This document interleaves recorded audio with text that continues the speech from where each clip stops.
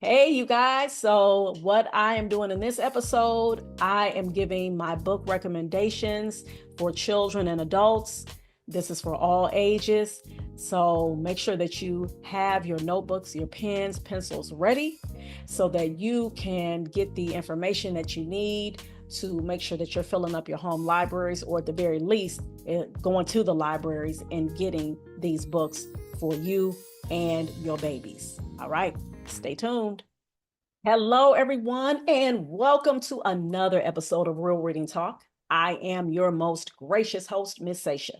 And with Real Reading Talk, I discuss the real systemic issues in a non-sugarcoated way of the high levels of illiteracy that has been plaguing our Black communities and the ways in which we can combat these issues together.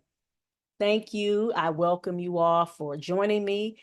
Shout out to my new heads. I thank you guys for checking me out and saying, okay, let me see what this sister talking about. You know what I'm saying? And y'all seen the dope guests that I've been having over the years. Just real quick, Real Reading Talk started in 2017. This was when I started getting privy to the podcast game. And I was like, man, I said, I like listening to these podcasts. And so I'm like, I think this would be a great way for me to talk about the things that I'm already doing in the community. I had already started ABC Read, which is the nonprofit. I started that in 2014. I was already a reading tutor. I started that. I actually started technically in 2007, but it became a legitimate LLC in 2012. All right. So I've always been in that literacy piece. And just real quick, for those of you who do not know, you're new here. I didn't grow up reading. I didn't grow up with books all around me. I didn't grow up with my parents seeing my parents read books or talking about Malcolm X, or talking about Assata Shakur, or talking about James Baldwin. All of those names I learned after I went to college. Okay. And in fact, I upped my reading game after I became Muslim, which was 31 years ago. Okay. And so, because of the fact in our faith, reading is an integral part of being able to practice your faith. And even if somebody couldn't, like, say, if they struggle reading, it's not like that you couldn't practice the faith. The whole point is that reading, research, being able to listen to those words being read, because yes, it's a reality. You have some people who they may struggle with reading, but guess what? If they're able to listen to those words, they're able to listen to those stories, that's a benefit. That is going to be a huge benefit to them. And in fact, they may get more stuff because their listening comprehension is going to be on a higher level because of the fact they're not able to read, but they're able to capture a lot of information from hearing the spoken word. So now with this episode, I am going to share with you guys a list of books. I'm going to hold up the titles, and I'm going to recommend that going into 2025, these are books that are a must have. I know I've gotten questions from parents about, well, what books, should I read to my kids for this age? Or you got somebody, people like, okay, what books would you recommend to read, or whatever the case may be. Now, the books that I'm going to show you, it's not like it's a long list. I think I have a stack of like 10 books for adults and 10 or 12 for kids. All right. And again, these are just some recommendations. And of course, I would love for you all to engage with this episode and make sure that you put in the comment section what books that you would recommend that we should have as well, that I didn't already share. Okay. So let me start off. I always want to start off with my first one. Okay. As y'all see, this book then got read. Okay. It then got read. All right. I read this book twice, I believe. I think I was about to start reading my third time. So the autobiography of Malcolm X. I mean, you talk about the transformations that Malcolm X, went through in his life. So I highly recommend the autobiography of Malcolm X. Those of you out there, if you know, right? I mean, you talk about transformation. You talk about his family life and the way he was raised from his conscious parents, Garveyites, and then the racism that he had to witness, father being murdered by racists, all of these things he went through, and uh, having to move and all of that type of stuff. Mother being she had fell into her depression, or she was dealing with some things or whatever, and all of this stuff is the foundation of what our dear brother Malcolm X had to go through, and all the triumphs, the trials, and the tribulations. And this man's name is known across the globe. So, of course, I'm going to recommend this book. All right. So, that's number one. Number two, Post Traumatic Slave Syndrome, America's Legacy of Enduring Injury and Healing by Dr. Joy DeGruy. Come on, y'all. If you've been listening to me, even just for maybe you listen to a few episodes, I done mention this book, okay? Because this is the root cause of why we're dealing with what we're dealing with as Black folks. Post-traumatic slave syndrome. All of these maladaptive behaviors, all of these issues, the high levels of illiteracy, the economic state that we're in, the mental state that we deal with in our communities, the broken families, all of this she talks about in this book here. All right. You need it on your shelf. This one here. Revolutionary Suicide. All right. Huey P. Newton, Black Panther.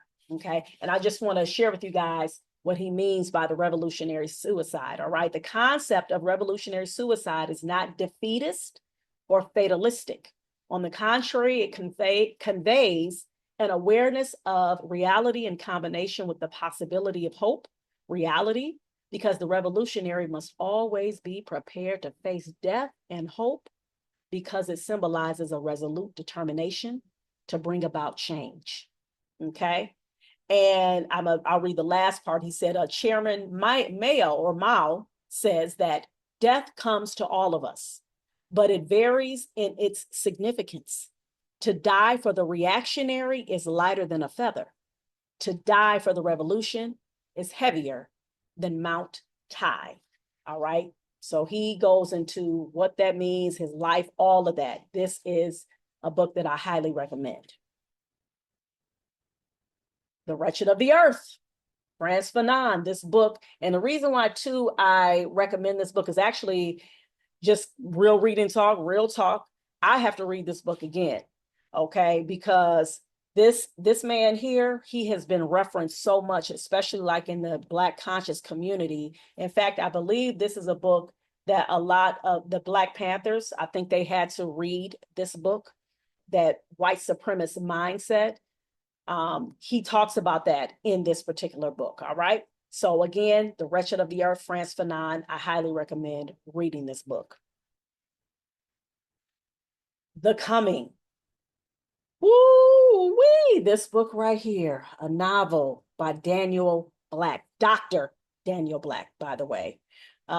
This book, he talks about, he basically, what he does is he humanizes our African ancestors who were enslaved during the Middle Passage, and the things that they would have said and how they would have interacted with each other. If you don't walk away, either you're going to cry or you're going to just feel like you want to cry, then you really didn't get into this book like you needed to. This book will do that to you, all right? And I just love the fact how he just gives this visual, the way that, and it's not, this book, it's not a book where it's a very easy read, all right? But the way that he writes it, it just allows you to just visualize and just have these images in your mind of our African people and the things that they had to endure, and how, though, they helped each other persevere. You want to talk about where their resilience came from? Please. And why we got that grit? Come on. You just can't skip over the fact of what our ancestors who were able to make it through the horrors of that sick demonic system. I love this book. So just, yeah, have that. Also, make sure that you have this book, James Baldwin, The Fire Next Time. All right. And, this book, again, this is a book that is referenced a lot in the community. And that's another thing, too, why I'm mentioning these books as well, because we need to be astute. We need to have that knowledge on a lot of different writings, that when you're like, say, if you're like listening to certain, maybe a lecture, or maybe you're reading certain things, and they may talk about, or they may make a reference, or they may give a quote from these different types of books, is good to be able to understand where it came from. And so that's why, again, with a book like this, I definitely recommend that you have this on your shelf, because James Baldwin, he, once again, he's who he is. He's poetic in his writing, artistic, and then he's just talking about the issues of what we're dealing with, what we've been dealing with in the Black community, all right, as it pertains to this racist society, okay? So I think I might cut that out, actually. Sundown Towns. Yes, indeed. This book here, A Hidden Dimension of American Racism, or is it really hidden? For real? James W. Lowen. All right. This book right here just talks about, if anybody, if you're not familiar with sundown towns, these were towns throughout America, which, by the way, were not just in the South. A lot of them were in the North, which you'll learn in this book, where Black people were not allowed to be. And if they were there, they were servants, they were workers. All right. And these places still exist in 2024 to this day. All right. So this is a book that you must have to find out more, again, even though there's a preponderance of evidence, right, of this racist institution that we live in, called the United States of America. Okay. This book right here, I put this on the list, Muslim Cool. And I haven't finished reading this book, but I love so far what Suad Abdul Kabir, and she's talking about race, religion, and hip hop in the United States. And one of the things that, for those of us like myself who are converts to Islam, a lot of us got information from Islam, or excuse me, information about Islam from hip hop. But again, with this book, what she's doing is she wants to show that Black Muslim American experience, it is a part of the fabric of Islam. We have our own special culture, which is unique under the umbrella of Islam.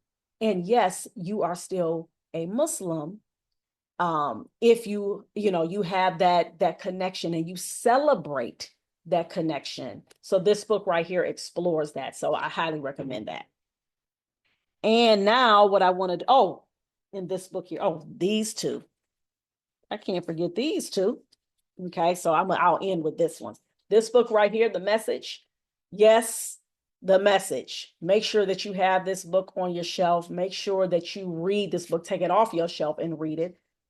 Ta-Nehisi Coates, I talked about this book actually in one of my podcast episodes, where he talks about his travels, where he went when he went to Africa, then he went to South Carolina, and then of course to Palestine as well, Israel, and and just talking about how all three of them just sharing the same aspect of, number one, the injustices that have been done to this false notion of by the false notion of white supremacy to people of color across the globe. All right. So he shares, it's like a compilation of like his essays, okay, of his visits to these different places. So make sure that you get this book. All right.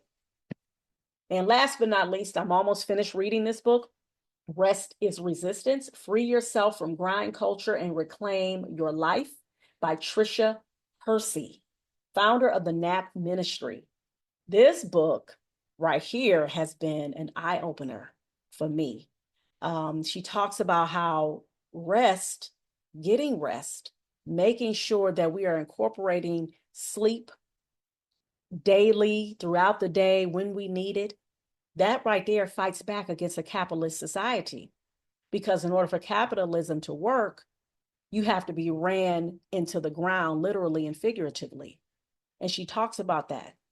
why this is why being able to not feel guilty about taking a nap in the middle of the day, something that in the Black community that we collectively have struggled with, especially I know for a fact with like Black women, it's almost you almost pride yourself on being able to only get a few hours of sleep, as if you're going to be the all knower and the all seer. No, the only one who's the all knower, the all seer is God, Allah. You're not going to know everything. You're not going to see everything. Your body has to rest. Your body has to recoup. But that comes, again, she talks about that. That comes out of trauma. That comes out of us being traumatized and our bodies being used as machines and not treated like the human beings that Allah, God, created us as. Okay. So have that on your shelf. Then I'm gonna run down real quick so that I can get ready to end this particular episode. So these are books that I recommend for our children. So first I'm gonna start off with this one here. Okay. Brandon Spots His Sign. And this is by Shaletta Brundage and Lily Coyle. Pictures by Darcy Bell Myers. All right. And this book is celebrating this boy, Brandon. Let me turn it around. Oh, who has autism. And in fact, a couple of his, I think like his couple of his siblings has autism in the book as well. And I was just like, wow, man, I like usually don't see that. Well, I haven't experienced that, really seeing like multiple kids in a family having autism. But this book celebrates the boy Brandon. So I highly recommend that you guys get this for your kids. Okay.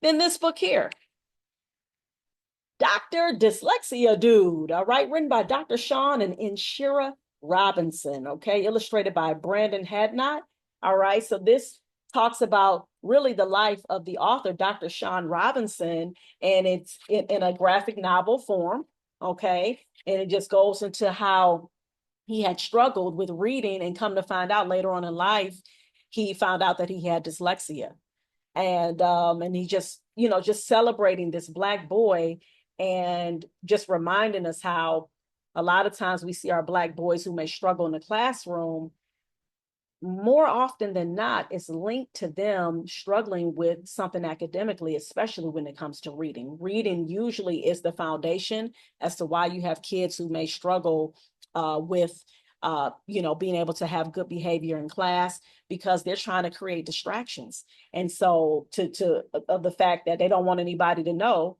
that they don't know how to read or they struggle with reading. So this book right here, great book to discuss that. This book here, Rashad's Ramadan and Eid al-Fitr. I love this book. I love reading this, especially we have Ramadan going to be coming up for us in the Muslim community in February, the end of February, February 28th, around that time. So this book, it just shares what Ramadan is. I love how it just gives the definitions of some of the words. So this is a book, and the Eid as well. That's the celebration that happens after our 29 or 30-day fast in the month of Ramadan. So there you go.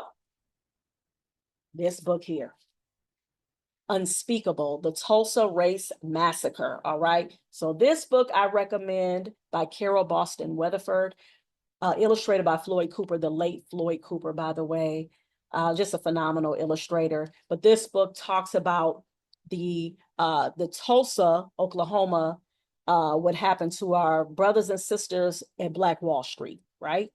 And it goes into, all the businesses, the shops. So it talks about where it all began, right? That's what I love.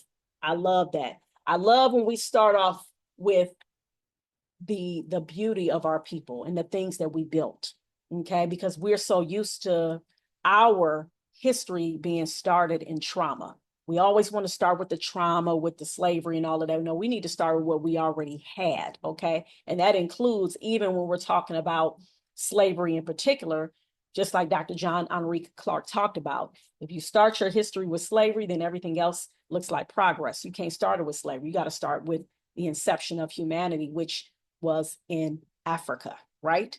So with that being said, get this book on your shelf for the babes, all right? This book here, yes, My Mommy Medicine. I love this book. This is a cute feel-good book about a little girl who is sick, and the best medicine The best cure is loving on her mama loving on her. All right. And we need that too, because it's real out here. You have, you do, unfortunately, you have some children who don't have that connection like they should with their moms. They never had that softness, that warmth from their mothers. And so this book celebrates that. So I recommend that. This book here, it's not bragging if it's true, okay? Zayla Avant-Garde, winner of the Scripps National Spelling Bee, two-time Guinness World Records holder, okay? How to be awesome at life. This book, I love it. I read this book actually a chapter a night to my kids. And at first they're like, and then, I'm reading the book. They're like, okay. I mean, she literally, just has a lot of great tips on just being able to persevere. She was a homeschool young lady, and, she just talks about a lot of her regimen. And it's done in a way, though, like it's relatable. Okay. So it's not like somebody just giving you a whole bunch of information. It's a nice conversation that she's having. And I really think that our young people would benefit from this book here. This book here, Malcolm Little, the boy who grew up to become Malcolm X, by his daughter, Ilyasa Shabazz, illustrated by A.G. Ford. What I love about what Miss Ilyasa Shabazz has done is that she talks about that little boy, Malcolm X, when he was growing up with his loving parents, and how his mother made sure that he knew how to read, and she would read from the newspaper to them, and how his father was a great orator. His father was somebody who educated the people about Black history. He was about empowerment and upliftment of our Black folks, self-sufficiency. This is the foundation of Malcolm X. So it wasn't like he got in trouble, went to jail, and then he found the nation, and then that's when he got enlightened. No, his enlightenment started at home with two loving parents, with Earl and Louise Little, who were Garveyites. So that's his foundation. So that's why I recommend this book here. And then I'll just stay in the same vein of Malcolm X. This book teach me about Malcolm. Excellent, beautifully written book by James Wilson Jr., artwork by Idowu Abayami. All right. And so this book, and one thing, like, I just got to show y'all for real, y'all. I mean, beautiful, just absolutely gorgeous illustrations. Look at this. And again, actually, this book does a great way, and it's written in rhyme. Okay, so that's great, keeps the attention, especially of our younger folks. All right. And it just goes in talking about Malcolm's life. It starts off when he was a little baby, where he was, his family right here. I love it. Okay. And then it just goes into, sequencing from, each stage of his life. And so I highly recommend getting this book. And this book here, I love this book, The Undefeated by Kwame Alexander, illustrated by Kadir Nelson. This book just talks about how, as Black folks, we always have had this attitude, this mental toughness, this resilience. All right.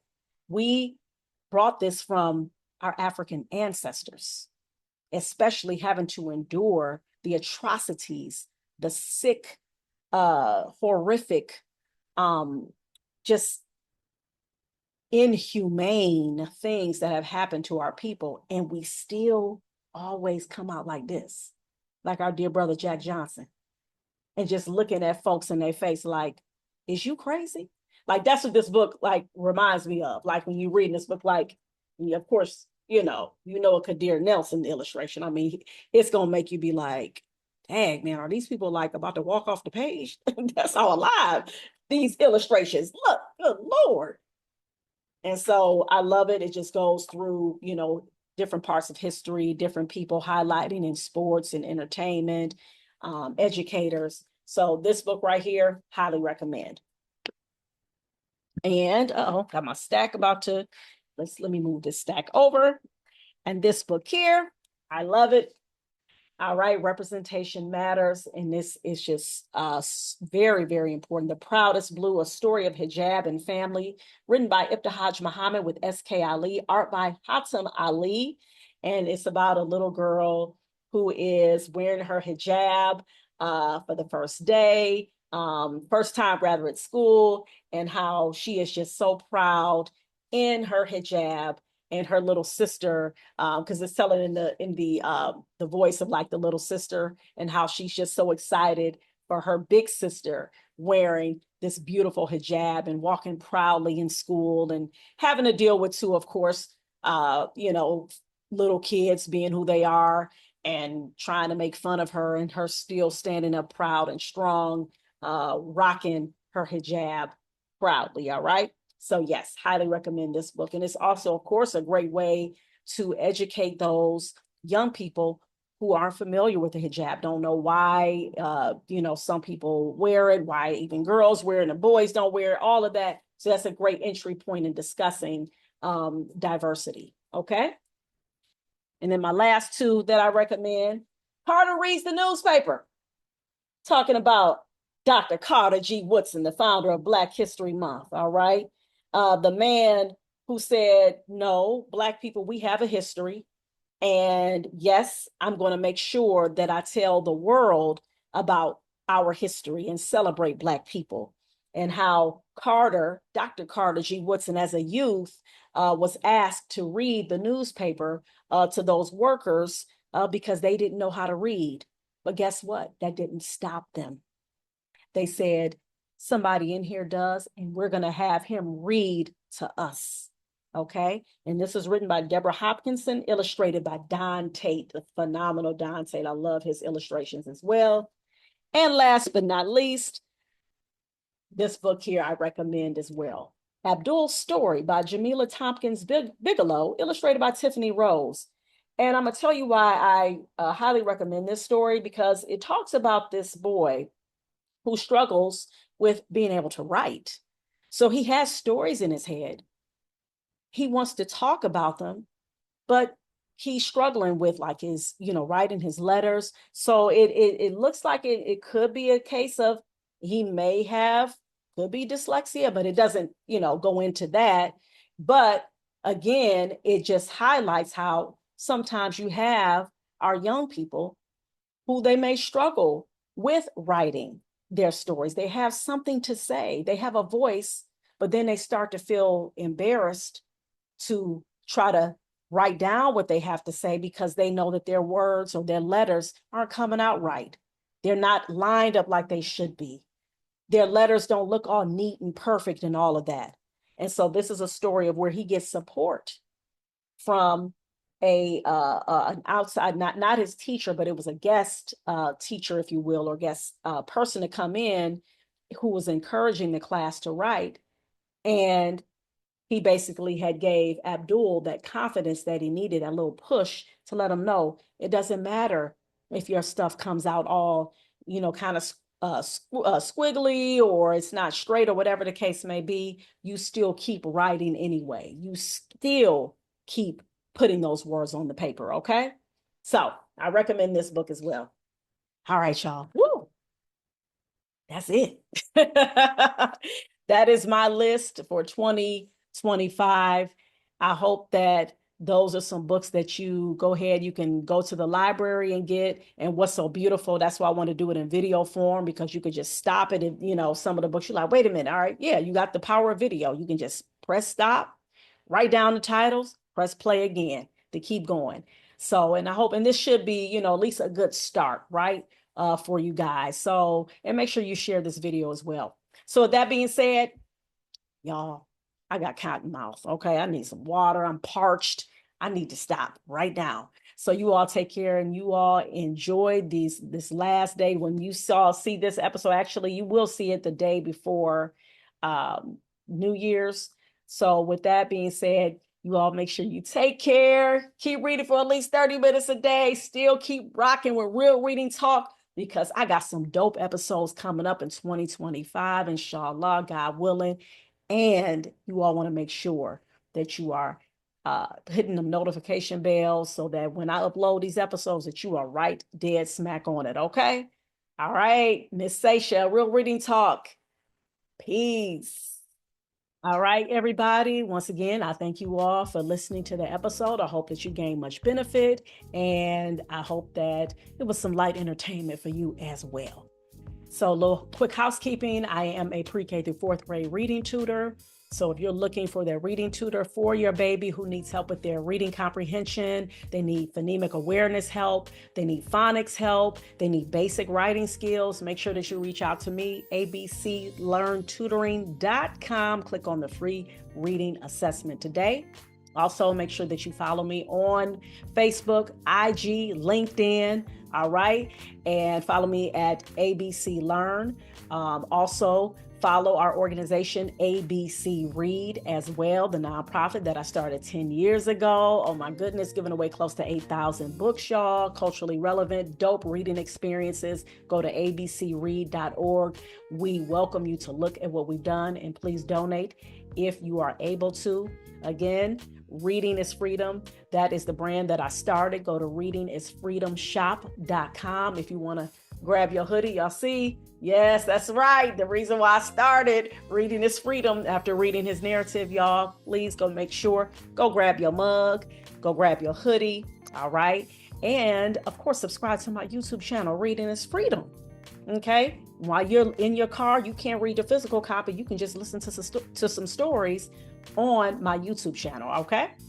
All right. So with that being said, I'm going to go ahead and end again. And I thank you all for listening to another episode of Real Reading Talk. My name is Miss Sasha, and you all take care. Talk to you next time. Peace.